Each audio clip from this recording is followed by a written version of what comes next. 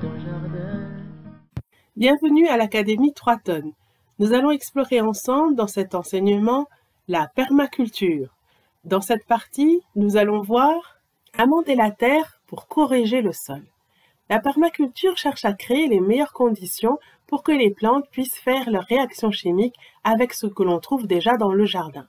Le jardin doit bien sûr être au soleil pour que les feuilles puissent aller chercher l'énergie des électrons qui permettent de construire la matière organique des plantes. Le jardin doit aussi, bien sûr, recevoir la pluie pour combiner le carbone de l'air avec l'oxygène et l'hydrogène de l'eau pour fabriquer le sucre où les plantes stockent leur énergie.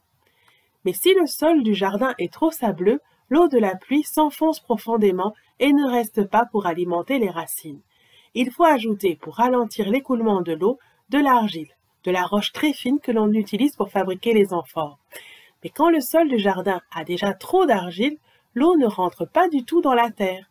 Les racines n'ont pas d'eau non plus, mais en plus, les tiges risquent de pourrir parce que l'eau qui stagne à la surface accélère la décomposition de la matière organique.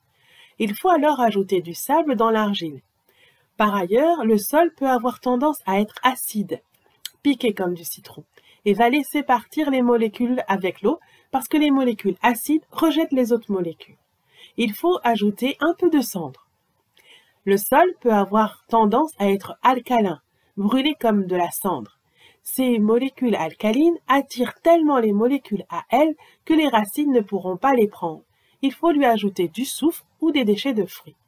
Enfin, quand le sol du jardin est très compact, il faut casser les mottes pour que les racines puissent pousser plus facilement, mais aussi que l'air puisse y circuler.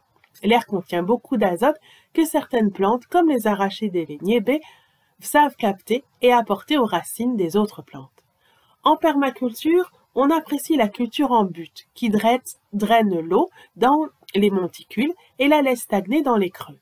Ces aménagements ne sont pas nécessaires quand on plante directement dans la forêt déboisée parce que la forêt fabrique une couche de matière organique au-dessus du sol qui est parfaite pour les plantes.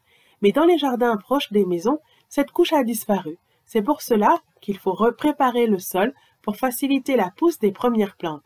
Année après année, la terre se régénère et produit naturellement plus et avec moins d'efforts. Ici s'achève cette partie de l'enseignement sur la permaculture. Vous pouvez maintenant contacter le centre de formation pour nous poser vos questions et valider que vous avez bien compris cet enseignement avant de passer au suivant.